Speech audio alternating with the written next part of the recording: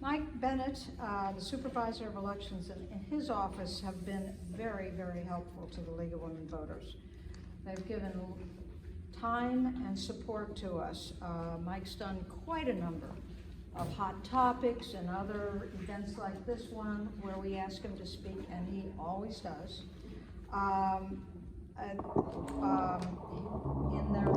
In the Supervisor of Elections office, our printed voters guides, they allow them to be handed out there as long as there's no position on any issue or candidate. Last year, we had, for the first time, running for local office. There were several people that actually decided to run because of that, and you have on your seats the second one we're gonna run. So advertise it, there's extra ones there, and get people interested. It's educational. You don't have to be running yourself, but if, you know, knowing what's entailed in this is pretty significant. It probably scared some people off from running too.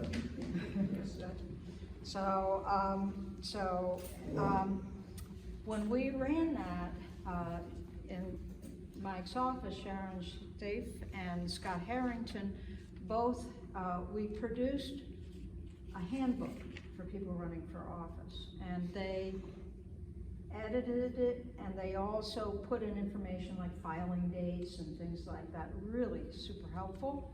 And then Scott did an incredible job. We've actually expanded his time a little because people said they wanted more time to ask him questions, talking about what it takes as far as the Supervisor of Elections office to run for office, and also what are the common things that people get caught in where they end up getting fined or they can't run or something like that. Extremely helpful. Mike Bennett was elected at the Manatee County Supervisor elections on November 2012, and then re-elected in 2016.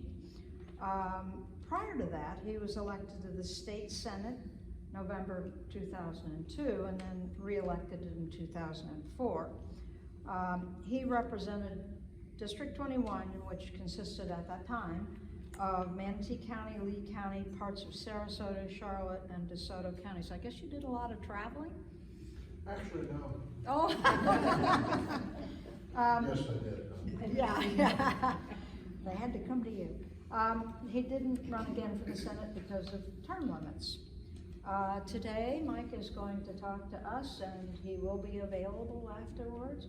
We are going to have questions afterwards, the presentation, and then we're going to have a meet and greet where everybody can talk to everybody and get to know each other better. We will take questions at the end of the presentation. Mike? You know, it's interesting that she said thank you, but I gotta say thank you. I really do. The league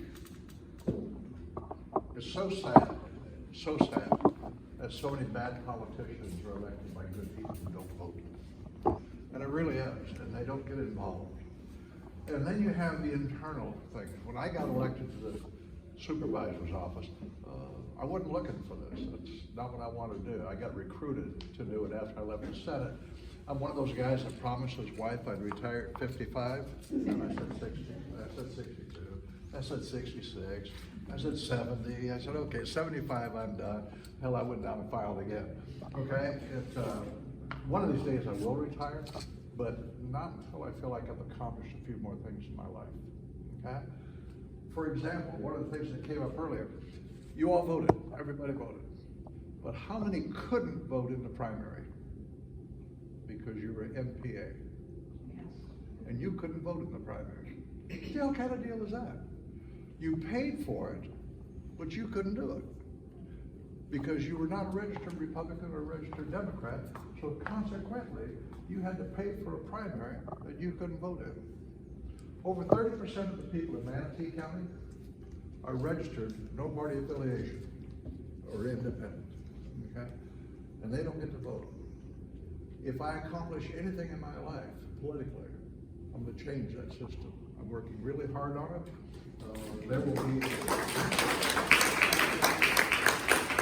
there's going to be a petition floating around, and I hope the league takes an extremely active role across the state of Florida to get people to sign that petition, to get that on a ballot. We got to have 860,000 signatures.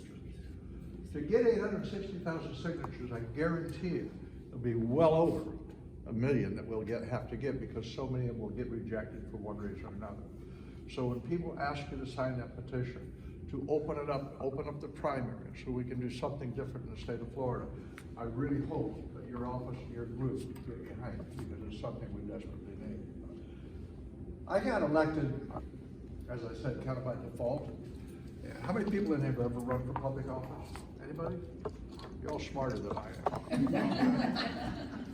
Here I was, a semi-successful businessman in Manatee County in the insurance industry.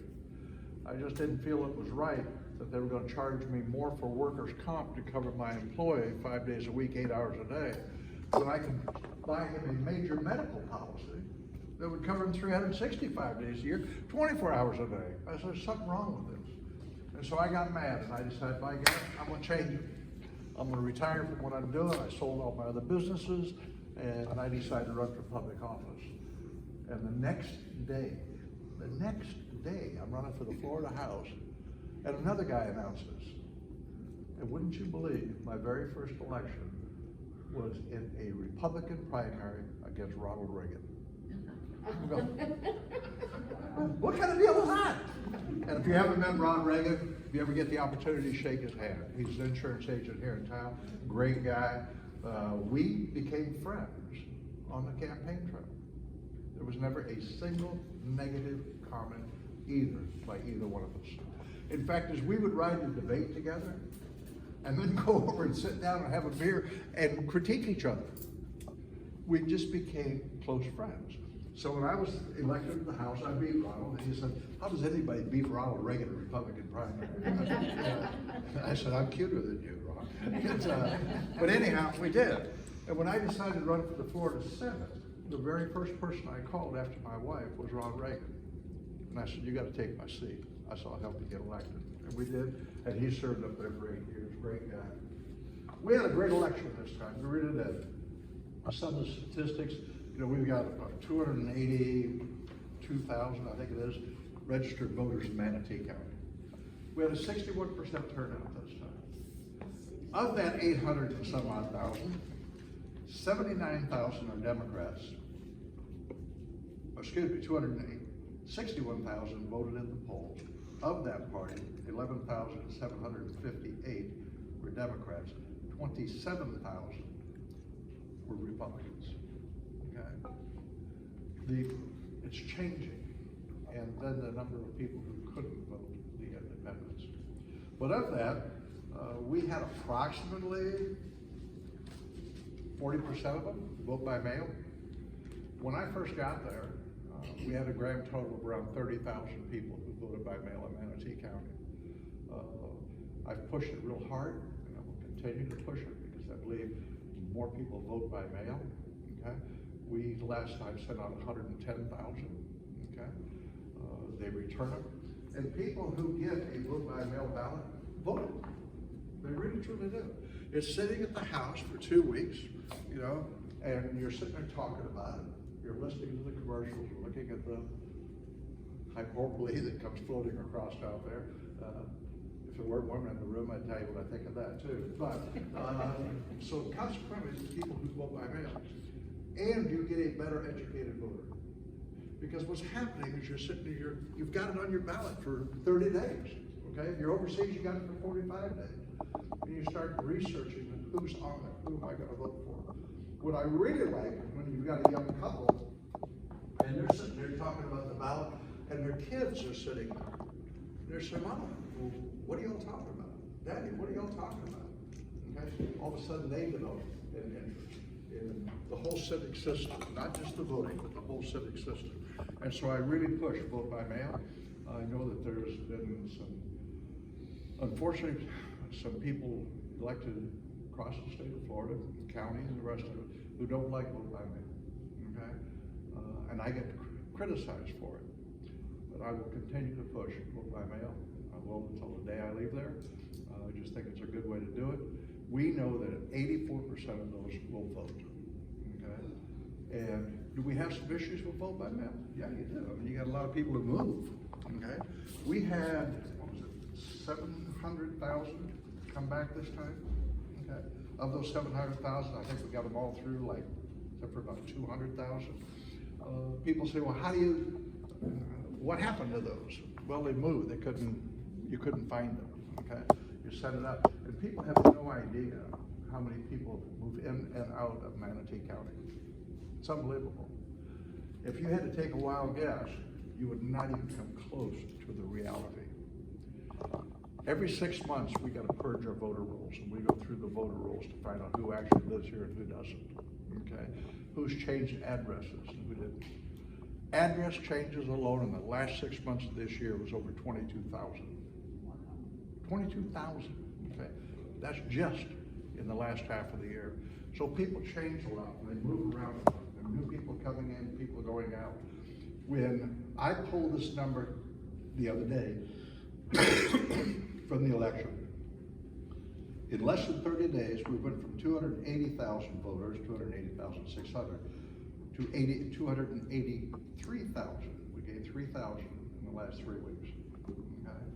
It grows fast, and so these people, they're changing addresses, they're moving from Sarasota County, Manatee County, and there's a lot of confusion. My staff, all day long, every day, are adding people to the voting rolls, and we're moving people from the rodeo, move around. One of the things that I did in the legislature, how many of you have ever heard of the ERIC system? ERIC. I'll tell you about ERIC. It's electronic record. So we don't have the person who lives in Iowa voting up there and voting down here.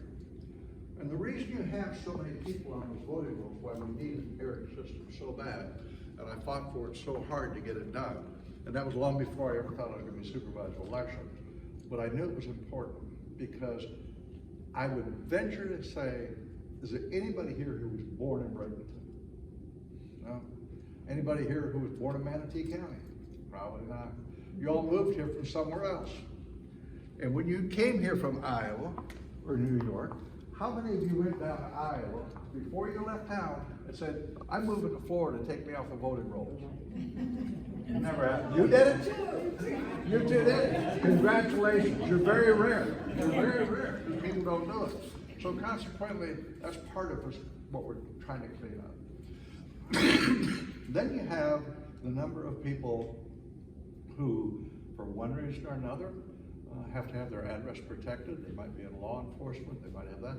And when they move, we can't find them. And then all of a sudden they go in on election day and we're saying, who are you? Okay, and why are you here? They, well, I vote and I live in so-and-so. So you do have a lot of people. You know the other one that confuses people? How many are you familiar with the Whitfield area in Bradenton? What's really interesting about Whitfield is you're in Manatee County with the Sarasota address. So the number of people who show up into Sarasota to vote, and they say, no, you can't vote here, you live in Manatee County. They, no, I live in Sarasota. No, you live in Manatee County. And it is rather confusing. So we've got some confusing things to mess around with that we have to fix on a regular basis, and we really do. The other thing that's going on is the turnout in Manatee County has gone higher and higher and higher every year, and that's because of vote by mail, okay? And when I got there in the presidential election, we ended up with about 76, 77% turnout. The last presidential election, we had over 84% in fact, who turned out, and we will continue to push that. The presidential elections always obviously garner more attention, okay? But I would tell most people that's not the one that's important to you. The one that's important to you is the local election. The local election, that county commission, and the school board, the ones who are going to affect your grandchildren's life, okay? Those are the ones that can make a difference. It's horrible to say, but the President of the United States in that situation is not going to affect your day-to-day life of your kids here now.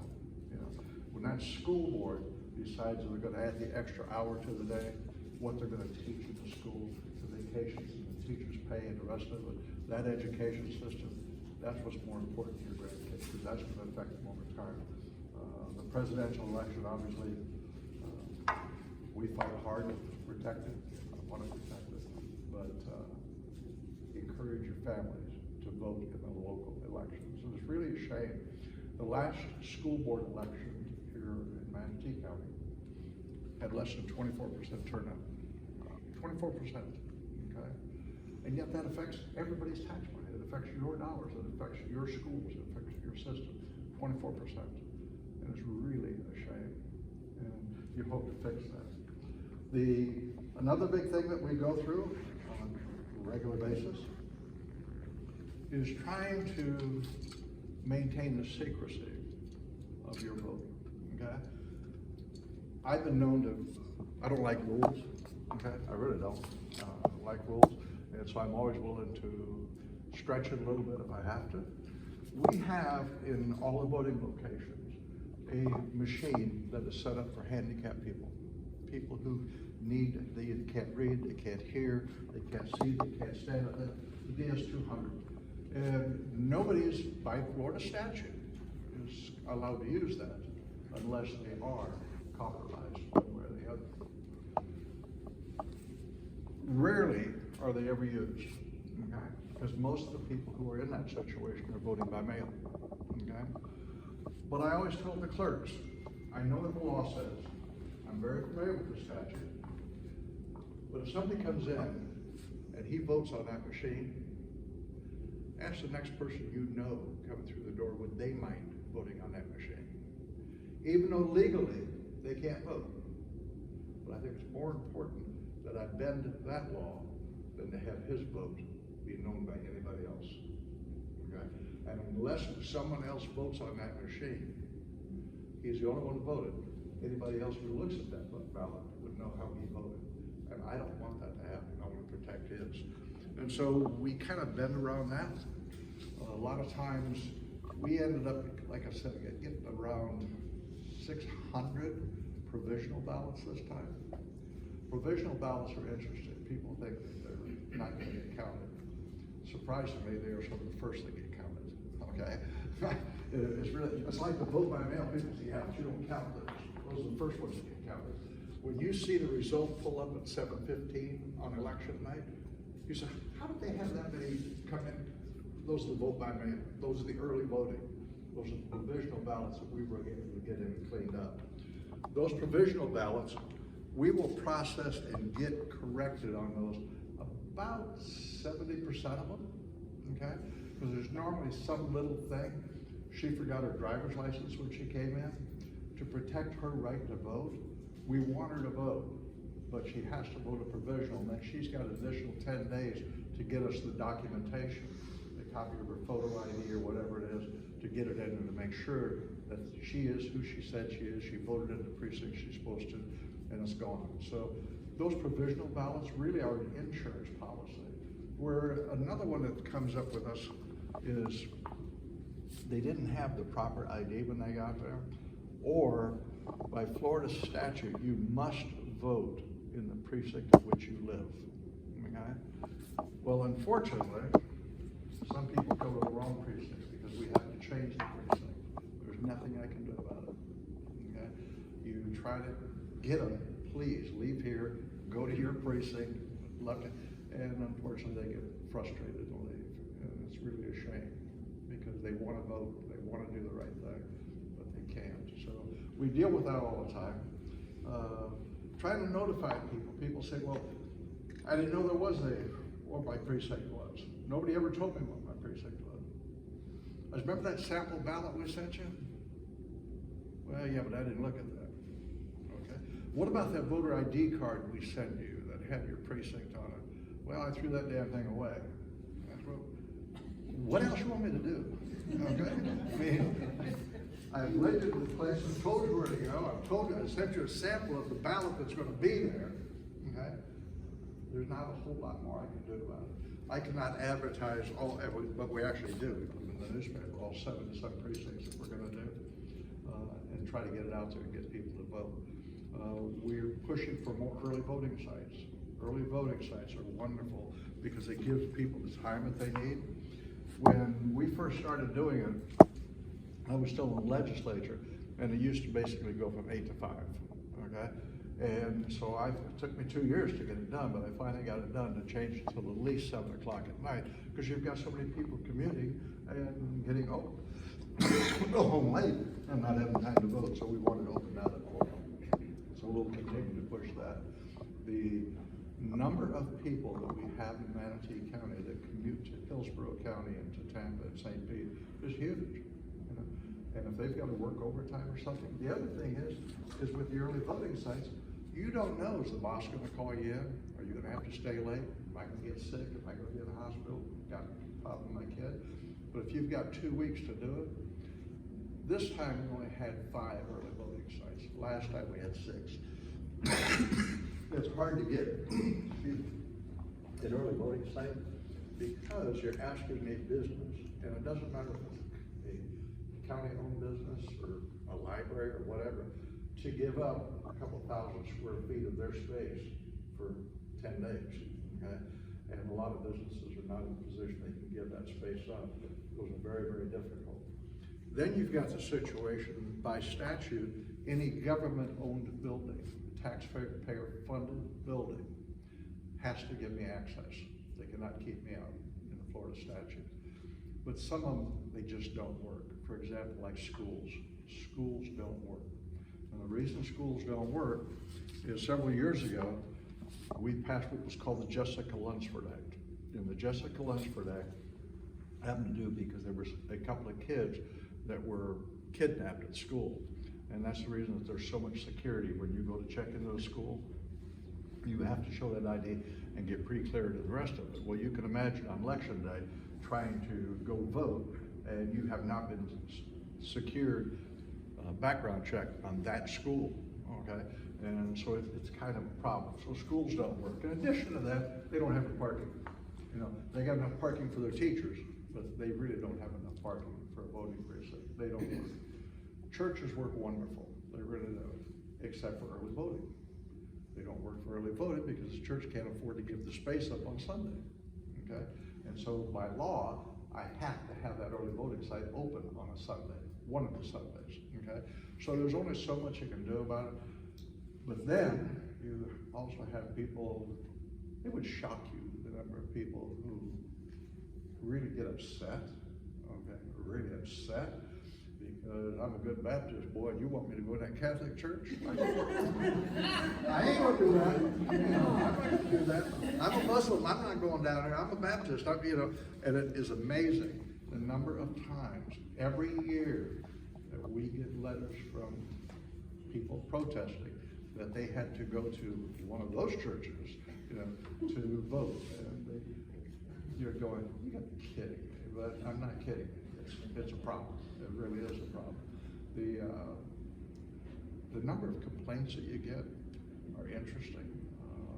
The weird ones, you're going, did somebody really waste their time doing that? You cannot believe the number of people, our deputies, if you go to the polling place, they always wear a yellow vest, and they had a red ball cap said deputy on it. You can't have a red ball cap on. I mean, that's Trump. You know, you can't do that. So then we got protests, we had to get rid of all the red caps, okay? Well, guess what my secretary ordered? Blue. Can't do that, okay? And it's interesting, the number of little things you're going, you gotta be kidding me, that was really what was bothering you? Yeah, it does. That's a problem. It really does. You were out there advocating. And we did have one a couple of years ago. It was voting when they had the medical marijuana issue going on. And his thing was, I smoke joints, okay? Just so happened he was a plumber, okay? So, but somebody complained about that one, so we had to get rid of it. Let's see what else we want to talk about today. Oh, and voting by mail now is more secure than it's ever been, because now we don't have ballot drop-off. We got a secure ballot intake station. Okay, it's got to be done. Oh, that saved everything. Saved everything. You know, and believe it or not, they passed the law that we had to change the name on the box from ballot drop-off box or ballot box to secure ballot intake station. And that was actually, we had to change them all, it was in the statute. So you kind of deal with some of these things, and a lot of the people who write these laws and regulations, and I'm just as guilty as the rest of them because I did it. Would you believe they never called not a single supervisor of elections across the state of Florida was called in and asked about any of these things that they were changing? No. Well, you said vote by mail. December 31, everyone's vote by mail expires. There are 5 states, okay, that 100% of the mail is vote by mail, okay, and they certainly don't have the problems. But there's always going to be issues, and the issue is, how do you prove yourself? Like, one of the things that we know, and the league used to do this, they used to go around and collect the ballots, okay? And where that's a problem, like in nursing homes, somebody would go out and collect all the ballots and bring them up. The reason that the law got changed to outlaw that came from Miami, Hillsborough, and Orange County, okay? They had so much huge union representation down there. And what happened is if you were a union member, the union boss would say, bring your ballot in, we're gonna help you fill it out. And if you don't bring it in, you're not gonna work tomorrow, okay? There was a problem, it's called ballot harvesting. And so consequently, in order to get that freedom, okay, we don't allow ballot harvesting. Now, it just happens the way that we did pass it is you can bring in yourself and 2 others that are family members. Now, I'm not going to require you to take a DNA test. I'm just not going to do it. And if you walk in and say, this is my daughter or my son, that's good enough for me, okay? But technically, you have to have some restriction on it because it can't get out of control. And that's the reason we do it. Everyone was gonna have to sign up again Yeah. in Jan 1. That's how many Well, what millions of happened on that people deal have to do is that? it got down to cleaning up the voter rolls again, and they were concerned about it, and I disagreed with it, caused more work for my office. But it used to be when you signed up for 2 general elections. Right. You can't do it now. Now you gotta do it for 1 general election.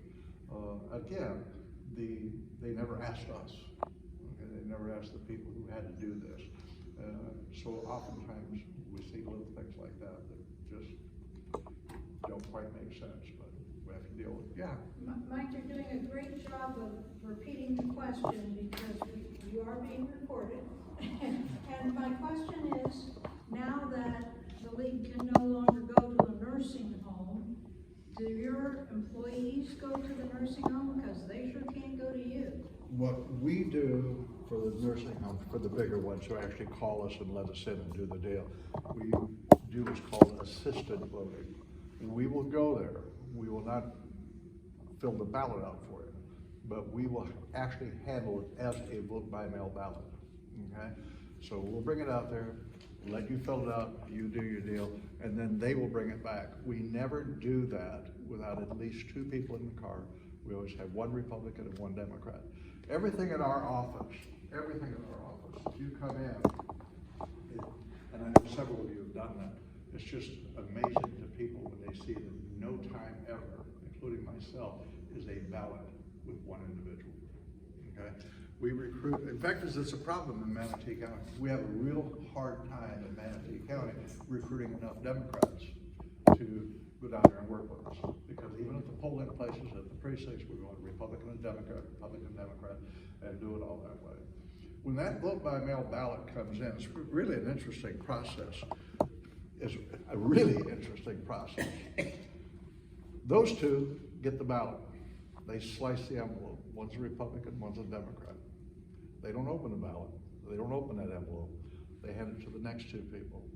They remove the secrecy sleeve and the ballot out of the envelope. The envelope goes that way.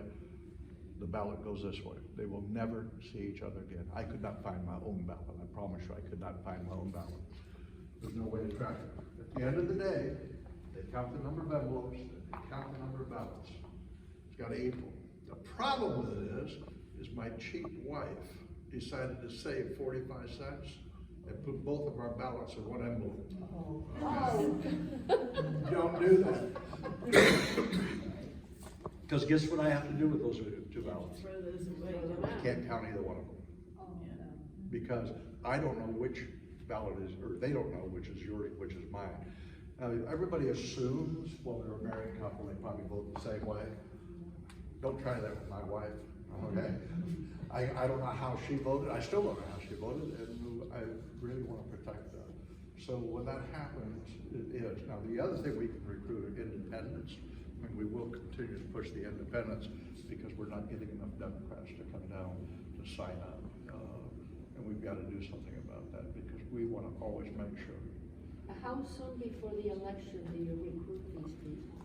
You know, the funny part about it is, I have two people in my office that their entire job is recruiting people to work the polls, and they've already started on the next election.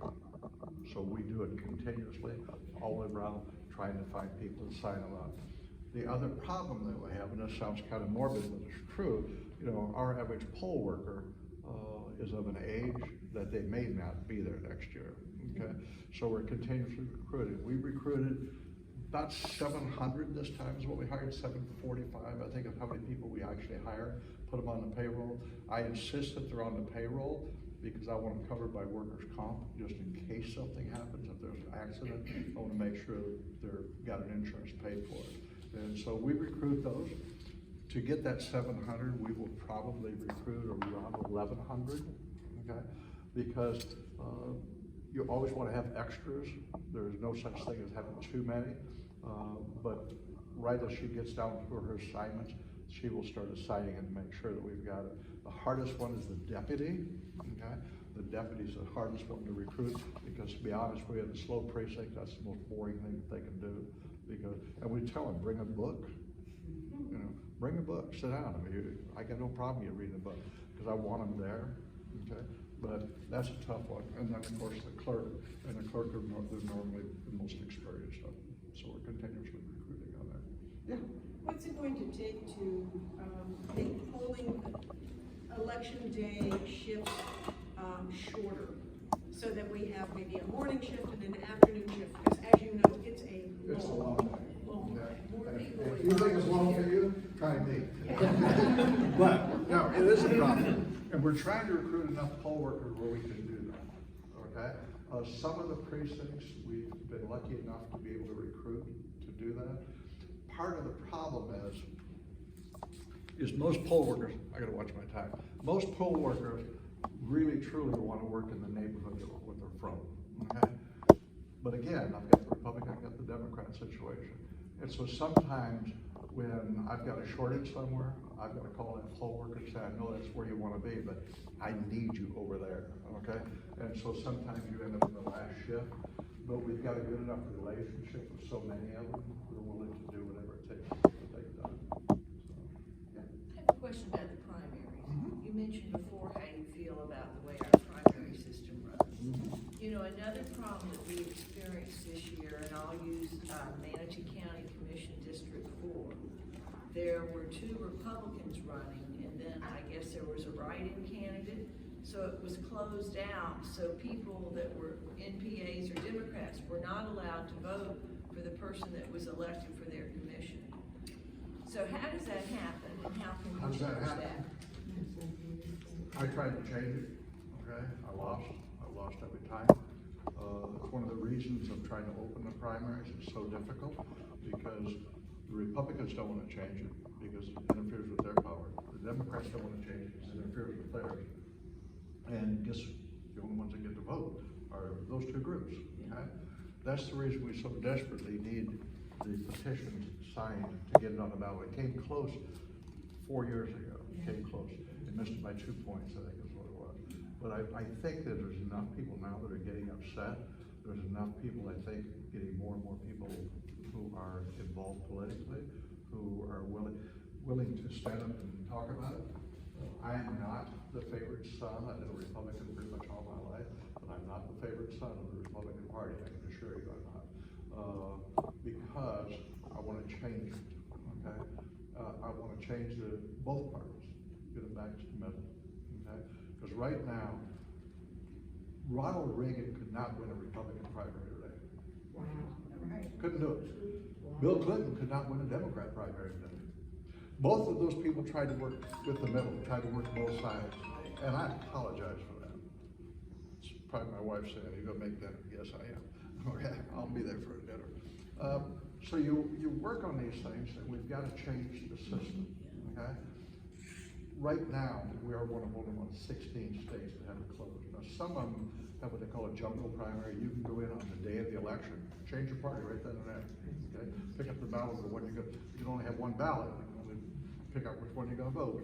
But, so there's different systems to doing it, but the Florida system, the closed primary system, I don't believe is fair to that 30-some% of you who are registered independent, because you don't want to back up the Democrat Party or the Republican Party.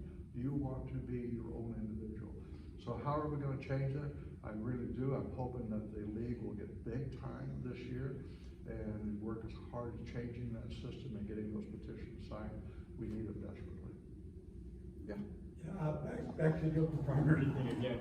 I've signed several of those petitions over my lifetime in Manatee County. So I'm looking forward to seeing another one. But have you given any consideration to the ranked choice system that has been used in some other places? And the ranked choice voting is good. One of the problems we've got politically, okay, they don't want to see that system. I don't know if you noticed the Senate bill, House Bill 524 last year actually had in the bill, you cannot use ranked choice voting. It's actually in the bill, okay? I was mad, I couldn't believe it, but Sarasota passed it, okay? Overwhelmingly, can't do it. That's one of the things that we're hoping that the petition will change, because we got to do something. Some of them are just the top two, okay? If nobody gets 50%, if somebody gets 50% plus one, it automatically rolls over, the race is over. But if nobody gets that number, then they got to start over. That's pretty much happened up there with the Senate race in Georgia. Yeah. Yeah. Yeah. So when you have mail, you send out the mail out votes applications, and when it goes to a residence that nobody lives, or it gets bounced back to the post office, what happens to it at that point? Sadly, it's a real problem. I'll tell you what the problem is. If the post office by law cannot forward that ballot, okay? They cannot forward that ballot. Well, here's what happens. You move, and you're not at that residence. They hold that for 10 days, so you can go down and get it, okay? Well, guess what? I don't know for 10 days that it's gonna come back, and so consequently, I can never get it back to you in time, okay? And that's a problem. We're trying to get the post office and finding a way to immediately return those to the offices and pick them up. This time we have a little cooperation between Sarasota and Manatee County, where they did deliver back to us. And so we were able to pick up some of them, but we didn't get them all back. But right now, since they can't forward it, and you think, well, that's a one-off deal. It's not. Think of the storm we just went through, the hurricane we just went through. The number of ballots down there that could not be delivered. Hell, the house wasn't there.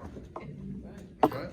And so they had no way to deliver them. So consequently, the state of Florida did pass some emergency moves that opened up some of that and gave them the opportunity to hear some of it. But it is a problem. And I wish I knew a solution to it. I do have a solution to it, but I can't get it done. I have a question about returning citizens. Amendment 4 passed, then there was a lot of litigation.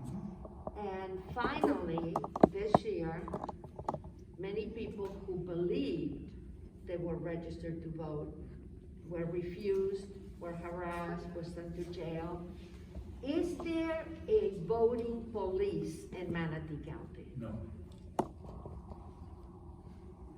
I'm sure the state has sent them in, but there's nobody permanently assigned to Manatee County for that purpose. You know, one of the problems that we have is, you know, it's like the felon deal, okay? The way that the law was written was bad. And had they gone to the elections people and said, you know, this is what we're thinking of doing, how can we fix it? But for some reason or other, they don't. And when I was in the legislature, I was probably just as guilty as everybody else, you know? I mean, hell, I'm the smartest guy in the room, so I don't need to talk to anybody else. And you kind of run into that up there, and it does happen. But it's a problem. You know, we have some problems that there's not an easy solution for. There's really, truly not an easy solution for. And my wife is gonna be calling me again. Because it's an issue. Let me take a couple more questions and truly I apologize. just wanted to say that, your office was very fair with the returning citizens. We Right. registered, but I believe that that was part of what created the problem. Because you were very fair, you said register them, and I gotta tell you, if I were a felon and a convicted felon and you as a voter supervisor elections gave me a voter registration card, I would think that I could vote. How in the hell could he come along and arrest me later on for doing what you as a supervisor told me I could do, okay? I got a real problem with that. And so consequently, let's say that nothing like that ever happened in my office that we sent down to the state's attorney's office. I didn't say it didn't happen, I just said that we didn't send down. Again, I told you, I've been known to bend the rules a little bit. When you're looking at fairness, and I think fairness is really what we should be looking at in life, and trying to find a way, you know, you got this person fighting so hard to change their life. And when you think about it, my wife and I just moved down here from Michigan, and we go to your church, and we come in, and you're gonna get that new sales tax through the school system. You turn to my wife and say, you guys are voting, you guys registered to vote? She said, no, I'm not registered. They said, oh, you gotta sign up here, you gotta sign up here. And we do, because we don't wanna divulge that I'm a convicted felon from Michigan. Okay? We're trying to start all over. We got a new life, we got kids, okay? And so consequently, it's illegal, it's fraud, okay? It's fraud. I'm sorry, I just refuse to prosecute those. I'm just not gonna do it. Because guess what we quietly do? Is remove them from the voter roll. We catch them, okay? Every election, be right with you, every election has fraud. Don't let anybody kid you. But it's not the fraud that turns over presidential election. It's the kind of a fraud that the daughter's home from college, she calls up and says, Mom, I filled that damn ballot up and I forgot to sign it. Can you sign it for me and send it in? And guess what Mama does? Same thing everybody in this room would do. We sign it for her. It's fraud, okay? I'm not gonna turn her in for that. It's just not gonna do it. Do supervisor elections have a lobbying group to straighten out election We law do to not. the legislature? We do now. So you go to the legislature and straighten them out? Well, we're trying. We're trying. In fact, I'm on the legislative committee, but before I got there, they did not have that, okay? I convinced them to hire a lobbyist. We pay for it, and we just had our legislative meeting on the issues that we gotta change. That's one of the things we're trying to change.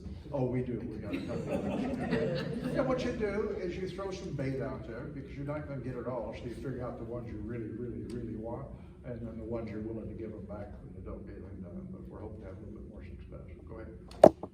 It's not a question. I did some poll watching this past time, and I just wanted to congratulate you on how well trained all the people in the in voting locations and all the early voting I locations were. second that. Boy, do I wish I could take credit for it.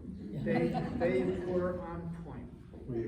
I have this unbelievable staff, I really do.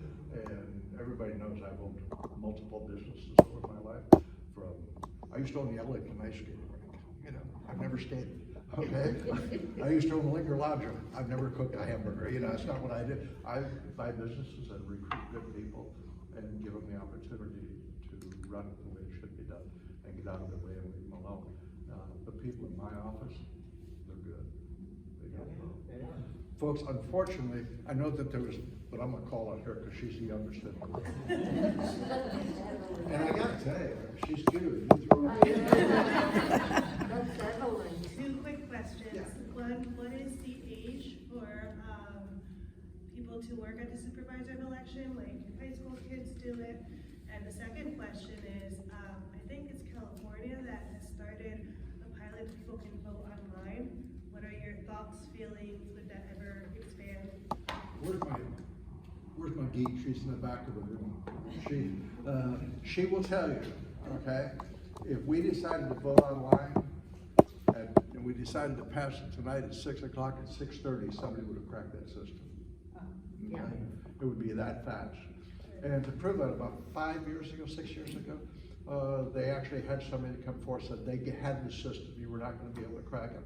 And so they had Stanford, USC, MIT, and someone else, it took them a half hour. Okay? They had it cracked, it was done. Okay? So that is a problem. In the state of Florida, and I promised my wife I'm gonna leave, okay? But in the state of Florida, you can register to vote at 16. You cannot vote until you're 18. Now, I want you all to go back and talk to your grandchildren. This is the best deal in town now. When they're 16 years old, if they register to vote and they come down and are willing to work the election, we will let them skip a day of school. We'll give them 5 hours of community service that they gotta have for graduation, and I'll pay them $150.